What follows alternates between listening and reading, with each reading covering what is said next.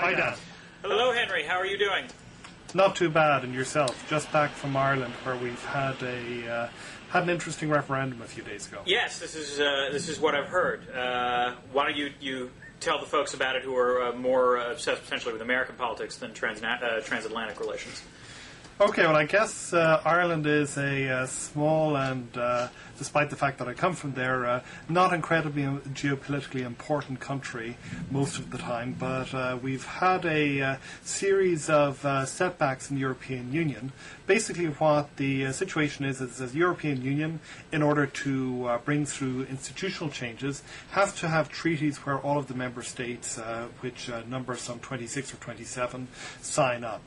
And the problem is that, first of all, the EU tried to get a constitution passed, which would be a major new refoundation of the European Union a couple of years ago in 2005. And this failed miserably because it went to referendum in France and Holland, in both of which countries voters rejected it. Right. And so they tried to do a very slightly slimmed down version of the same text with none of the constitutional language and get that passed through, and to try and make sure that there weren't any referendums where people could reject it. The unfortunate problem being that under Irish constitutional politics, you've got to have a referendum, and so Ireland voted on the Lisbon Treaty on Thursday and voted it down 53.4 to 46.6%. So Henry, would Ireland have been I'm sorry, just to interrupt. Would Ireland have been the only country to put it to referendum, or would any other country have done that? No other country was going to put it to referendum. Okay. Gordon Brown was under some pressure to put it to referendum, but had refused. Basically, his government had made a promise that if that they would give the British Republic a referendum right. on the constitutional text, which had come to nothing. And Gordon Brown interpreted that as meaning that he didn't have to give the British Republic a referendum on the new treaty because he knew that it was going to go down in flames. Yeah. So this is the only country that had a referendum and that had any chance for the public to vote on this new treaty. Right, and it would be safe to say that the reaction of the rest of the European elite has not been terribly favorable about this referendum. Would that be a... I think that would be a very, very fair statement. Yes. The howls of indignation have stretched from basically people complaining that after the billions that have been poured into the Irish economy, that the Irish were a crowd of ungrateful wretches, to intimations that the European Union really ought to move on without Ireland, to expressions of not only outrage, but I think the French Foreign Minister said that it would effectively be incomprehensible if the Irish voted against it. And despite all of these complaints and pleas and whatever, I guess the Irish decided not to vote yes, and has thrown the rest of the European Union into a bit of a tizzy. Now, I'm curious, since you were in Ireland, I'm curious, to what extent do you think was the debate, do you think there was a reasoned debate? Do you think there were irrational rejections for the referendum? One of the things I was surprised reading the press reports is that, Gerry Adams was one of the leaders of the No campaign. I have no idea. I don't know Irish politics. I was kind of puzzled as to why he in particular would have been leading the opposition. Well, I think the reason that, and the Sinn Féin, which is Gerry Adams' party, is pretty interesting on this. Yeah. They were originally a pretty Marxist anti-establishment party, and they have become less and less so over the recent years. Gerry Adams has a notorious fondness for Armani suits, but they try to keep a bit of the old radical edge, I think, in order to hoover up some of the anti-establishment vote. And so I think saying that they were against this treaty was a relatively cheap and easy way for them to do that. And they stressed that they were not against the European Union, which is a different tune from maybe 10 or 15 years back when the emphasis was on the European Union as a plot of international capitalism.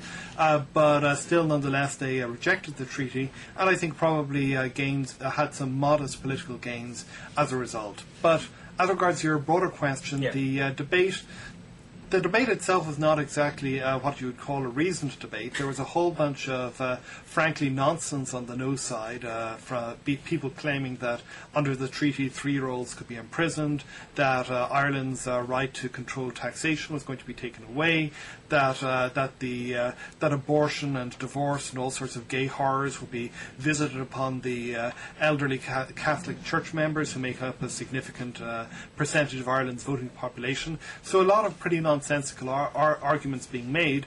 But I think that the real problem was not on the no side, it was on the yes side. The yes side was never able to really provide a coherent reason for the public as to why they should vote for this treaty. I mean, isn't that one of the problems? I think whenever these referendums come up in Europe, and not just in Ireland, but obviously what happened in France and the Netherlands before that, is that basically whenever the European public is asked to vote on something regarding the European Union, at best they get a very slim majority, and usually, and more recently, they've lost more often than they've won. I mean, to what extent is this sort of anger at the democracy deficit that the European Union sort of inevitably creates because it's a whole extra layer of governance? Well, I think that this has changed over time. I think what you've seen is a pattern whereby sort of 10 or 15 years ago, people would have been startled if a referendum had not passed in a country like Ireland. So I think that a lot of what's happening is a distrust in political elites. And if you look at the European Union, I think it has always been an elite-driven project. It's always been the elites basically saying, you've got to do this, you've got to sort of go along with this, because it stopped the war, it led to a war-free Europe, it led to economic prosperity, all of these things, and voters by and large going along with it. But I think that this is a basis for legitimacy which has been evaporating over the last 10 or 15 years, and which I think is simply unsustainable. And I think what we're seeing at the moment is European politicians running around like headless chickens because their old model of getting things through has basically disappeared completely, and they don't want to take the radical steps that would be necessary in order to create a new one. Well, I mean, this is one of I think the interesting paradoxes about the Lisbon Treaty, because correct me if I'm wrong, as you said, the Lisbon Treaty basically would have what was essentially the constitutional proposals from 2005, and those proposals would have actually empowered the European Parliament, which is, or given more powers to the European Parliament, which is a directly elected body.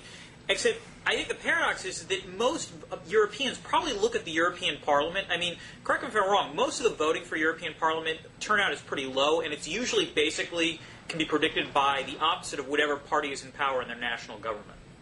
Yeah, that is absolutely true. Okay. The elections to the European Parliament are what I think Simon Hicks, LSE political scientist, calls second-order elections. Right. That is, people aren't voting their sort of MEPs in because of what they can do, but in order to stick a finger in the eye of the current government. And this is so despite the fact, as you say, that there have been very substantial increases, not only in this treaty, but in all of the treaties since the Maastricht Treaty of 1992. There have been very, very substantial increases, or is it 94? Very substantial increases in the power of the European Parliament.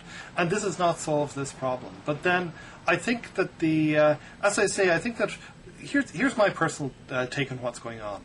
I think that the real problem here is that there isn't any debate as such about Europe. As I say, it's an elite-driven project where the centrist elites on both left and right in all of the major European countries are vigorously pro-European Union, and so you've had the fringes basically battling against. And the result is that there isn't a debate as such over what kind of Europe would be good or bad.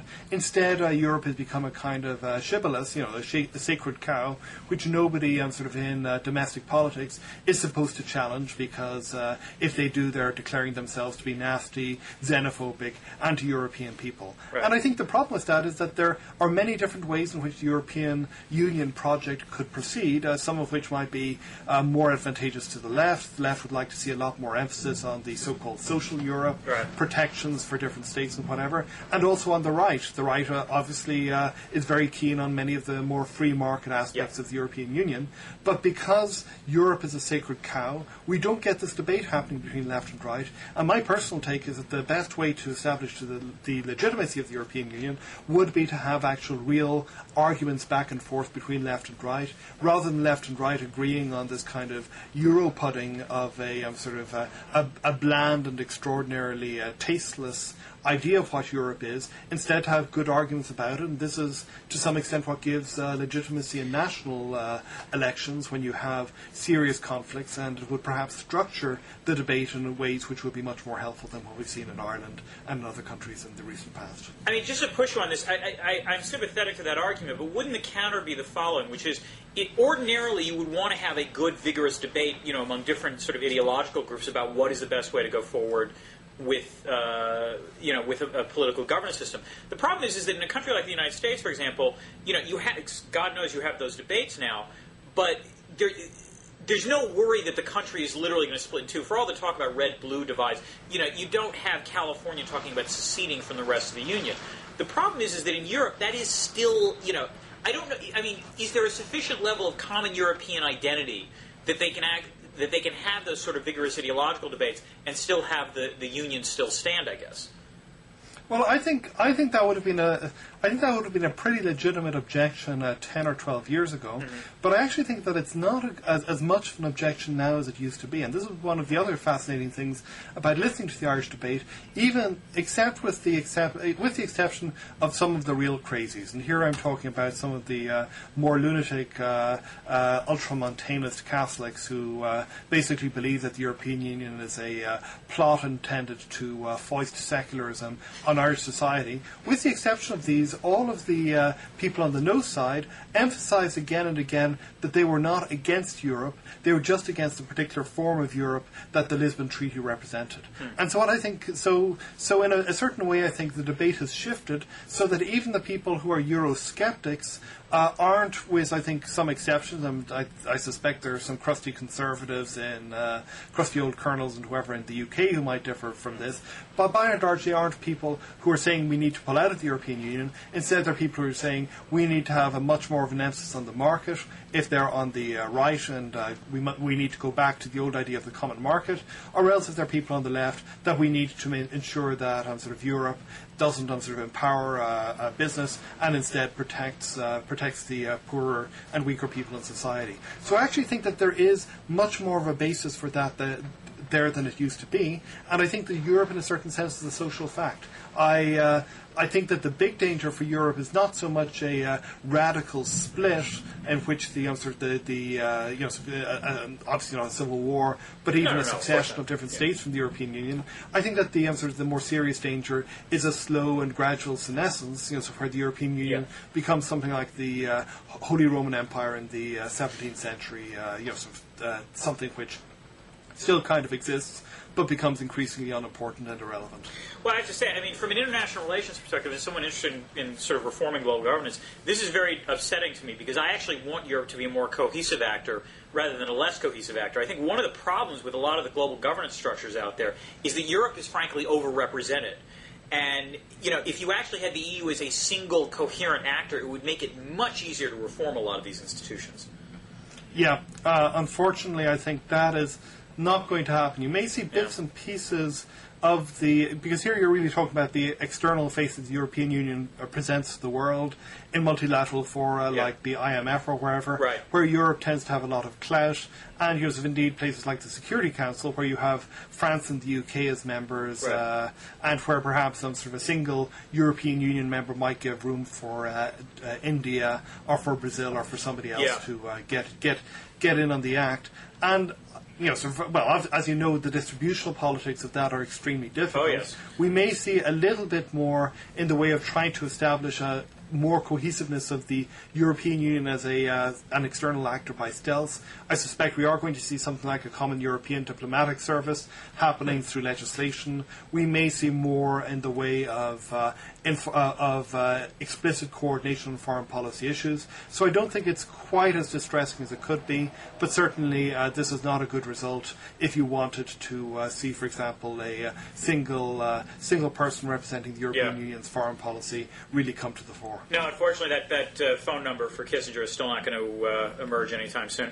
I will add, the one thing I do like about the reaction to the Irish referendum is this notion of, well, they're just going to have to hold another referendum. And then eventually they'll vote yes. And then once they vote yes, that's it. The debate's over.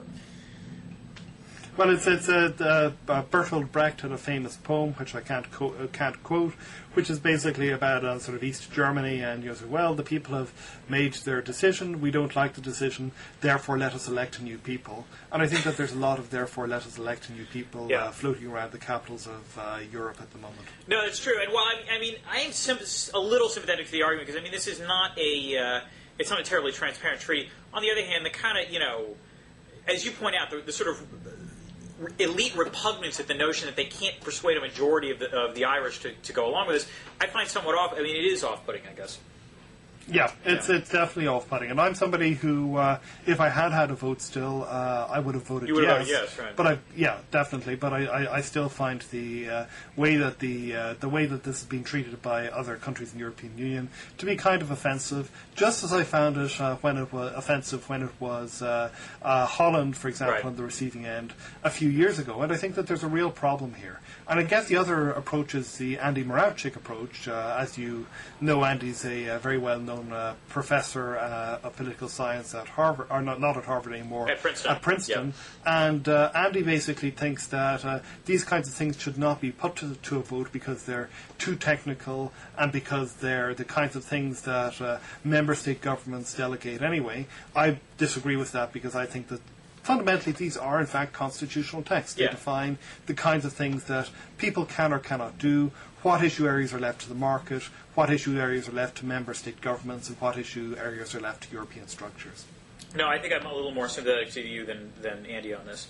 We should change gears now and go to the United States. Well, let me. I guess what we wanted to talk about was Tim Russert. Yes. And the death of Tim Russert. And this is something where I, frankly, as a non-native American and as somebody who hasn't watched any TV apart from, I guess, The Daily Show and Lost over the last 3 years, I'm kind of at sea as to the outpouring of national mourning that seems to be happening over Tim Russert. And I'd like to find out more about what kind of a person he was and why it is you think that this has had as much of an effect as it has had. Well, to get my biases out in the open, I mean, I was not a regular Meet the Press watcher, and this is the tyranny of small children, which is I used to be a religious watcher of the Sunday morning talk shows.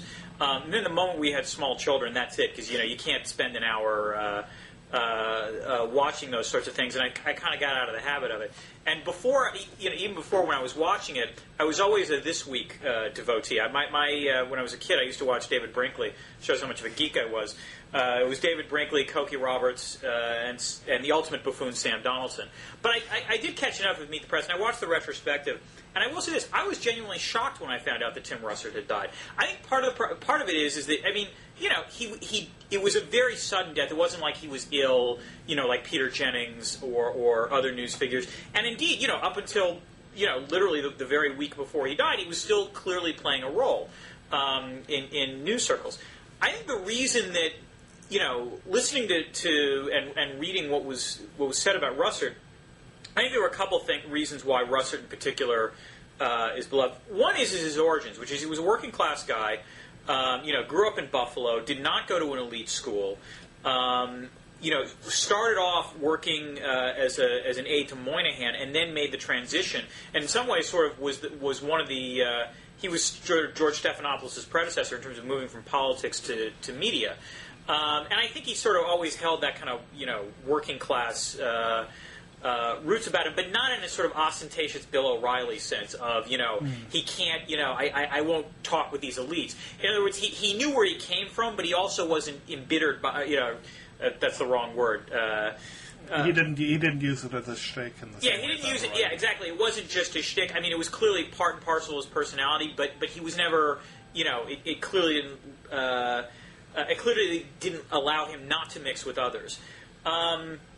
The second is, I think he loved the game. The guy loves politics, and it was clear, in how he went about what he did, that was actually part of what animated and part of what drove him. And what was interesting in coming through in the retrospective is how much he really was a creature of Washington. I mean, he was someone who did care about his status. He was someone who did care about where he was in the pecking order, and yet at the same time, he also by DC standards. Everyone said he was, he was actually decent towards people lower than him in the food chain. Which is not, as we know, necessarily a DC no, in fact, in my experience, it's actually the exception rather than the rule. And so, there were a lot of stories that came out of interns and other people who either worked with him or had experiences with him, who, had a positive experience from it. I think actually Jamie Kirchhoff wrote a New Republic thing saying, a little blog post about how when his piece about Ron Paul came out, Russert apparently contacted him because he had Paul on the week before and had not come up with any of that stuff, and was basically just sort of like, how did you get that? He was just very impressed that Kurt Chick beat him to the punch. And, that not all journalists would do that.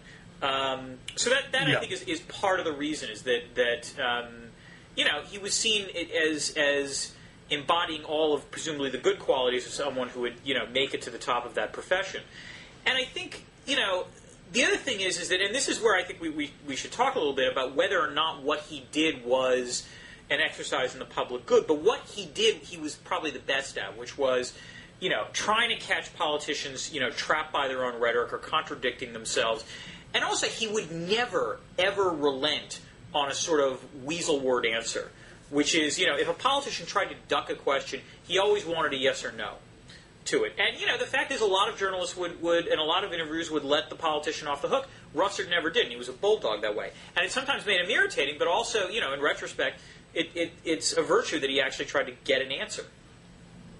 Well, this is the only time, as I say, I don't watch much TV. The only time I saw him was during one of the the Democratic presidential debates when he was moderating between Obama and Clinton. Right. And there I found I guess I saw the bulldog style, but I also saw a concentration on what seemed to me to be kind of trivial gotcha questions, like where were you on the date of 6th of September 1970? Sort of basically things which didn't really seem necessarily to me to actually connect to the deeper political beliefs of either Obama or of Clinton. And I'd be interested to know, was that an atypical thing or was that a typical thing? I know that he's gotten a lot of flack from bloggers, or particularly on the left of the spectrum, about his interviewing style. But as I say, not having seen him apart from this one occasion myself, I don't have very much in the way of a metric to judge him by. I think that his performance in that debate, I don't think was among his best. I mean, there was that business where he tried where he went after Obama because Obama was associated with Reverend Wright, and then Wright was associated with Minister Farrakhan, and Farrakhan went to Libya. And it was sort of like a three-bank shot, and it was like, man, you're really trying to stretch this a little bit. And you're right. He went after with this kind of bulldog thing where, that's the problem. If he doesn't have the goods, then he could occasionally seem a little bit off-putting. That said, I do think that, what Russert represented was sort of the best of the sort of classic, conventional wisdom. Look, this is the political question of the day. Let's see what we can get to people. Get at people from. And it should be pointed out that this actually worked in terms of generating viewers. People watched Russert. When Russert took over the show, it was second, I think, to ABC, and he actually increased ratings. I mean, not just as a percentage, but actually increased overall viewers, which in this kind of media landscape is not an insignificant thing. And I think the interesting question is what is the total value of something like what Russert did? And I think the answer is it's not quite as much as hagiographers are going to make it out over the weekend. But that said, there is something to be said for this, because the one thing you can say about Russert is the way he went about his job. Are you willing to support X, yes or no? And even if X is a banal question, it was something that someone who, living in Sandusky, Ohio, could immediately get. In other words, Russert was not, Meet the Press was not strictly an elite show. Anyone who didn't even know that much about politics or wasn't that schooled on issues of the day could watch a typical Meet the Press episode probably and get a sense of where that person stood. Okay, well that sounds pretty reasonable to me as a sort of, and also the fact that he, as you say, the one thing that does seem to have come out is that he was genuinely a nice guy and a good guy to the people around him, and that's enough in my book to give him some serious credit. Well, let me ask you a question. I mean, as someone who I know you're not a big fan of these kind of gotcha things, I mean, I guess the one thing you can have fun with now is who would you actually think would be good in that kind of role, that would actually do substantive gotcha, as it were? God, that's a really, really hard question to answer, for the reason, as I say, that I don't watch much TV. So my knowledge of the available alternatives is not that great. I will say that approximately 45 minutes ago, Kevin Drum had a post where he said, well, maybe what we ought to do is replace this with a kind of meet the experts kind of show, where you would have people like, say, Dean Baker and Paul Krugman. So clearly he's talking about people on the left who he finds interesting and inspiring. You could imagine sort of a couple of people maybe on the right of the spectrum occupying a similar role, so who would basically sort of be the people who would give the grilling of their life to the politician who came and wanted to talk about social security, and then was asked whether or not they really meant what they said when they said it. The problems that Kevin acknowledged quite happily you might have with that were that who knows whether these people turn out to be great would turn out to be great in terms of interviewing style and whatever. But he said that it was at least worth an experiment, and my guess is that's not going to happen anytime soon. But who knows? I guess I know these people and I know these experts a little bit better than I know any of the other possible TV anchors. So I guess that's my answer. Fair enough. I have to admit, there is part of me that would kill to see Christopher Hitchens do something like this. Only if he's shown drinking and smoking on camera. I don't know, because here's okay. Well, and we can talk about Christopher Hitchens in a little while, because we're going to be. I guess it's actually not a bad segue to the next topic, which is the subject of intellectuals in American society. Right. I think Christopher Hitchens is somebody who I think would not do well there in that kind of context, because he's not very disciplined. He's not disciplined enough. And what TV I've seen that he did a pretty splenetic and entertaining video piece on Diana a number of years ago, which was certainly worth watching. But he doesn't, I think, have the discipline, the mental discipline to really pull something like that off day after day, week after week. He's somebody who's extraordinarily talented, in my opinion. So when he writes, he writes like an angel. Yeah. But I also think that he's deteriorated substantially in a number of ways over the last several years, and that he's not the person that he once was. But no, that's possible. I mean, it's more. I guess it's the Hitchens style, which is you want someone who's not who's not intimidated by the guests that they would have on. And I think that's or go ahead. How about, have you seen UK broadcasting Jeremy Paxman on Newsnight? I know of him, but I have never actually seen him. Well, he would be, I think, the kind of person that you're looking for here, because he's, if you're looking for that particular, because he has the sort of the Hitchens style. So he's not a man of the people. He's not unabashed, somewhat snobby, cultural elitist of one sort, I guess, but also somebody with a razor-sharp mind and somebody who has that relentlessness. There was a wonderful and I think a extraordinary and career-defining moment back in the declining years of the Margaret Thatcher government, when Michael Howard, who later became the leader of the Conservative Department, was then of the Conservative Party, was then the minister in charge of the prison system, the Minister for Justice, and he came on Paxman's show, and the question was whether or not he had fired or had not fired a particular person or caused that person to be fired. And so he comes on and Paxman asks him the question, and he gives some sort of a prevaricating answer, but it's pretty clear that he's lied about it, and Paxman, I think, asks the same question again and again and again, I think some 17 times, and at that stage Howard's political career effectively was left in tatters. And so that might be the kind of person you're looking for in that slot, a kind of Hitchens-type personality, allied, I think, to a little bit more discipline in terms of being able to actually ferret out the policy details. Yeah. I do like the idea of a meet the experts. I mean, my thought was, I haven't seen Drum's post, but that there is an appeal to that. Actually, what I would love would be Meet the Stat Heads, where you've got, politicians who make this kind of, argument of, well, we know that, democracy, brings, welfare gains to everyone, and then you could actually have an expert saying, well, actually, the answer is not so clear-cut, or something like that, That would be a lot of fun, except, of course, you would watch it, I would watch it, and I think about 10 other people would watch it, and that would be about it. So, and I said, I think this is one of the reasons why Russert's style worked, that even if it was, he was talking about picayune questions, they were picayune questions that were pretty easy to grasp. And that was, that's the art of politics, which is, issues become political if they're issues that people can grasp, clearly. And that a lot of policies are, frankly, so friggin' arcane that even the experts don't necessarily, even people who claim they're experts don't have a complete grasp on them.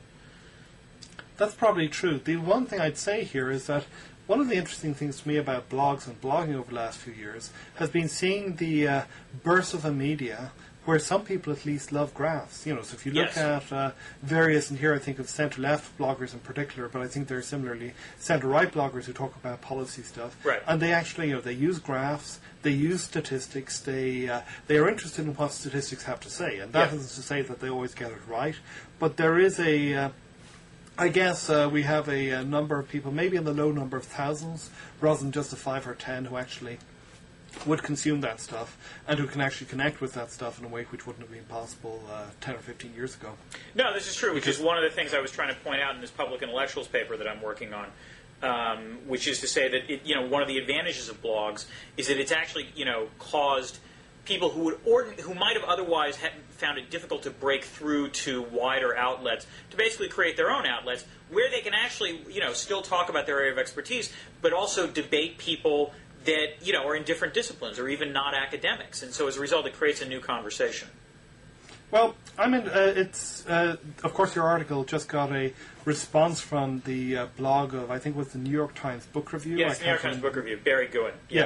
Yeah, and it was an interesting response, but I thought in some ways a wrong-headed response. And one of the things a couple of things. First thing was I was interested in the differences between the blogger's idea of what an ideal public intellectual was and the idea of a public intellectual in the Russell Jacoby piece, which he linked to, where Russell Jacoby basically complains about the ways in which bloggers, so they jump from topic to topic, and he identifies one of my co-bloggers, Michael Berube, as being a self-admitted person who writes about sort of literary theory one moment and about hockey games the next. And then you have this New York Times piece, which is basically saying, well, the problem with public intellectuals these days is that we don't have public intellectuals who are prepared to range across a wide variety of subjects in the ways that they once used to. And so I think, so obviously I think that I think that there's a disconnect there, and I think that in some ways, sort of blogging does allow you to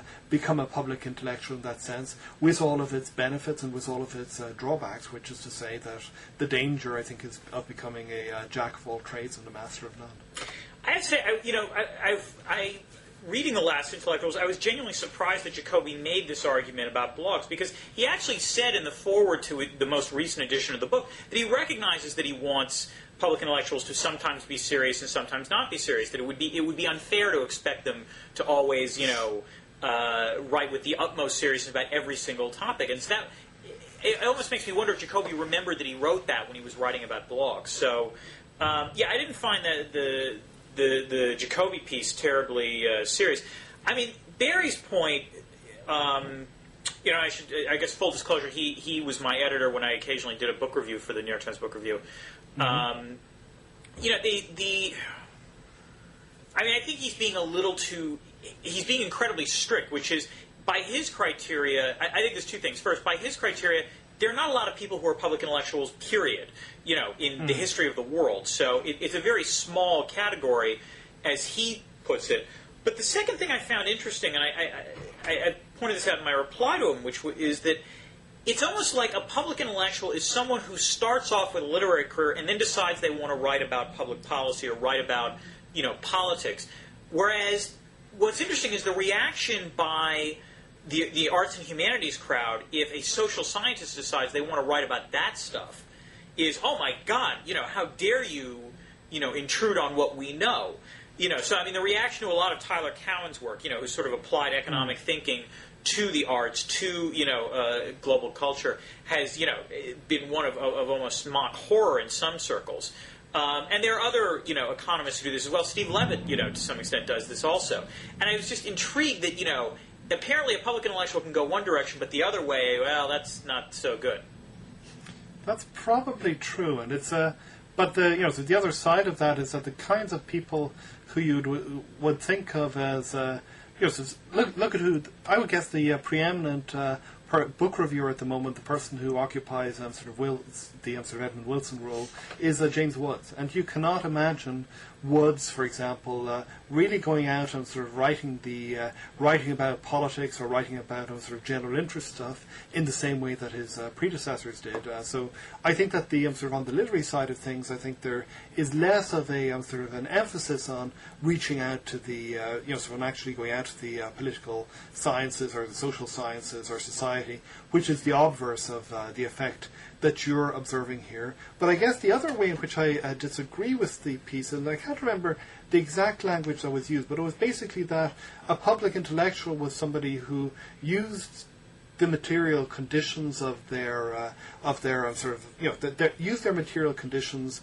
as a means in order to engage in a sort of discussion in wide-ranging debate of one sort or another. So the idea here, I think, that he was trying to get across was that a public intellectual was not somebody who is narrowly typecast as, say, sort of you or I as a political scientist. We are expected occasionally to opine on political science-related issues, but instead a public intellectual was somebody who would use whatever birth or sinecure they had as a means to engage in a much wider variety of different things. Right. And I think that there's some truth to that, but yeah. I think that really where the analysis should be is on the issue of what are the material conditions that allow for public intellectuals like that to flourish, and what are the material conditions that do not allow for public intellectuals to flourish?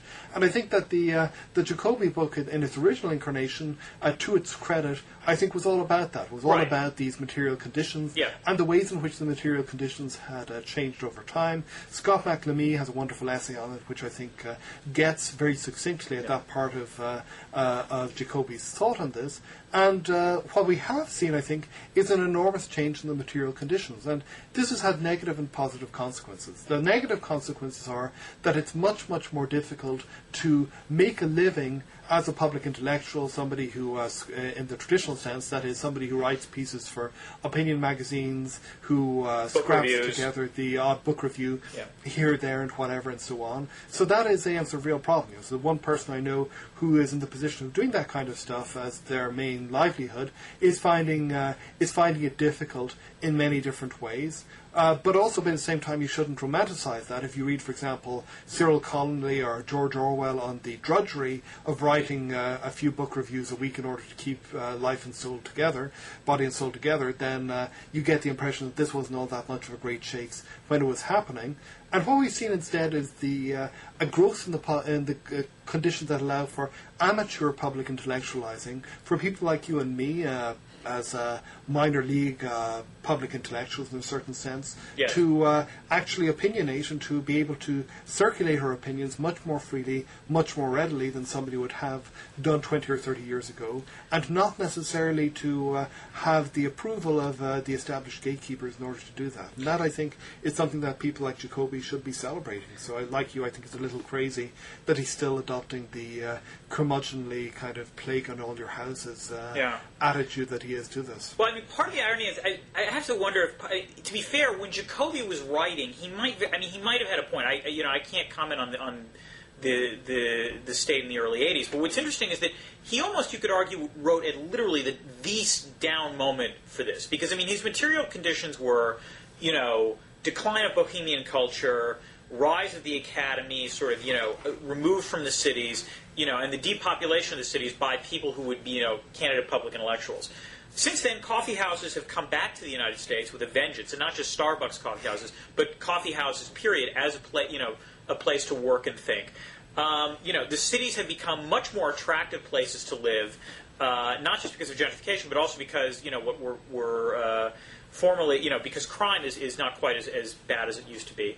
And furthermore, because of blogs, you now have a system where academics can simultaneously... I think part of the problem with this debate is that it's always been either or. It assumes that public intellectual, that academics either do academic writing or do public intellectual writing. And, to me, it's never been that you sacrifice one for the other. You obviously have to do your academic work, and I enjoy the academic work, but that doesn't, prevent you from trying to write for a wider audience as well. And that blogs make that fantastically easy. And in fact, the fact that Ewan replied, one of the best things about putting up this essay on my blog was I've gotten very interesting responses from from Barry Gouen, from Ezra Klein, from Kevin Drum, and they're going to make this a better paper, in my opinion. So without blogs or without the internet, none of that would have been possible. Yeah, well, as I say, and I think this goes back to some of the work that we've done, really what we're seeing is not so much a decline in public intellectualism or perhaps from some perspectives an improvement as an amateurization of it. And that means some kinds of activities which used to be wonderful, sort of used to be lucrative and whatever, turn out not to be lucrative anymore. Right. But on the other hand, you also get a lot more people able to engage in this as amateurs. So on the one hand, there's the decline in for example, the book review as a feature of the American newspaper. I think the New York Times book review is one of the few serious ones that is still going and that hasn't seen substantial cutbacks. And on the other hand, you see a whole bunch of amateurs beginning to take on sort of talking about books, arguing about books, and doing so on an unpaid basis. And this has its benefits, it has its disadvantages. Right. One final thing that I'd like to comment on, where and this is none of this is to diss the New York Times blog piece, because I think it, like all of these pieces, it's an interesting intervention in the argument. But the other thing that seemed to me that the piece missed out on was that the kind of intersection between literature, culture, and politics that the author identified as being, that was identified implicitly as being central to culture, so that public intellectuals occupied the centre. I think that centre has moved, and it has moved towards the social sciences over the last number of years. I mean, we saw the foreign policy prospect 100 public intellectuals thing, which I think was a flawed process in some ways, but nonetheless I think that the basic intuition that that if you look at public intellectuals in the sense of people who are influential in public life these days, they tend much less to be literary critics than they were in the age of in the golden age of the little magazines, and they tend much more to be social scientists who are either opinionating upon social science or else opinionating for better or worse on other things. And in particular, I think economists and academically minded lawyers such as Cass Sunstein are the people who've really made the running here. I think us political scientists are kind of running up far behind. We're not as good at this as other parts of the academy are. No, I agree. But I mean, this is a nice segue to the last topic, which is sort of the last haven where Jacoby might actually predict that public intellectuals would thrive based on his definition of material conditions is Hyde Park in Chicago. And there was a long piece in the Weekly Standard last week by Andrew Ferguson about Hyde Park, which is where Barack Obama is from. And the tenor of the piece was interesting, which was the basic argument is Obama chose to reside in Hyde Park, for his adult life. Hyde Park is weird, ergo Obama is weird. Yeah. Well, I read that as being sort of an attempt. Here I'm a lefty, but it seemed to me to be very much along the lines of sort of previous pieces, sort of attacks. This goes back to William F. Buckley and God of Man at Yale, and the sort of various cracks about the Harvard telephone directory and whatever. One of the really good ways of trying to brand liberal or left of centre Americans as being somehow out of place is to say that they come from these weird, un-American places, and to try and list out all of the ways in which these places are weird, unrepresentative, and un-American. And frankly, I thought that this piece was kind of beneath Ferguson. I thought that it was a slightly hackish piece as I read it. Maybe you, as an actual former Hyde Park resident, might disagree with that. Yeah, I would disagree. I mean, I grant you, I don't think the piece captured Hyde Park. I mean, there was a clear agenda to the piece. But that said, Hyde Park is a slightly weird place to live. And Ferguson did get at some of the ways in which it's weird, both in good and bad ways. I mean, the good way, and if he was smart, I mean, he should have stressed this a little more, is it is one of the few integrated neighborhoods in all of Chicago. There's basically Hyde Park in the south, there's Rogers Park in the north, and then just about every other neighborhood in the place is incredibly heavily segregated by race. And so that's certainly one of the major benefits of the place.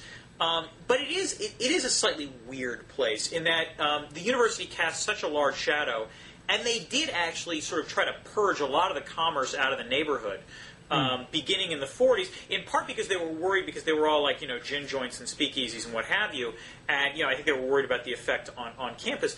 but the result was a place that was sort of devoid of what you would normally associate with city neighborhoods. There were there were much fewer restaurants in Hyde Park than you would expect. There was one grocery store, and it was a disaster for decades. And it's now just been taken over by a corporate actor, and this is the first time in a while. The first coffee house, frankly, I mean, despite the fact that it was an academic neighborhood, there was no out-and-out coffee house in Hyde Park.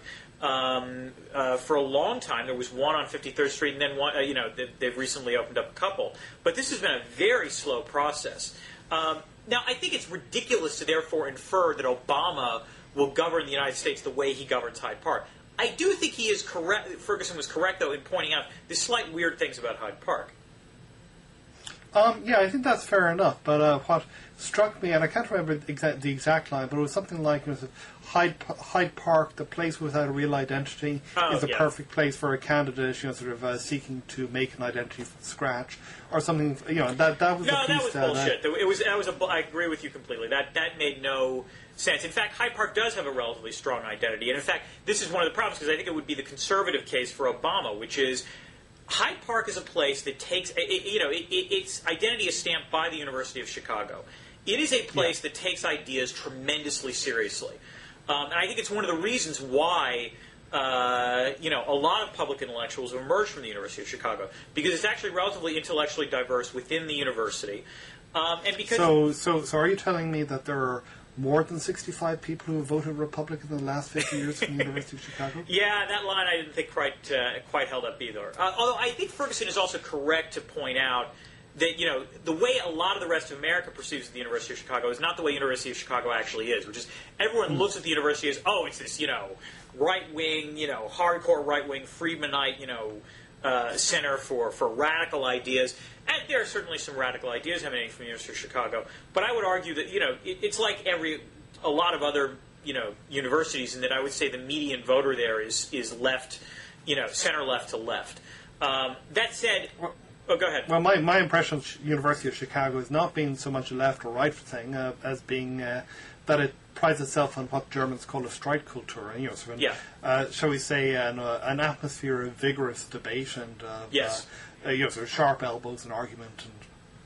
No, I agree, and that is the identity of the place, and that I think is the identity that Obama. You can argue Obama did sort of imbue from the neighborhood, and frankly, I'm comfortable with that because this implies to me that he's someone who will take policy ideas seriously and actually think about them, and then presumably, hopefully, make the reasoned choice.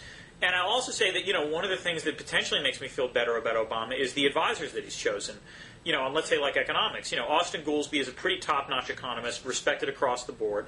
And I, for one, was cheered by the fact that Obama just picked Jason Furman to also help advise him on policy matters.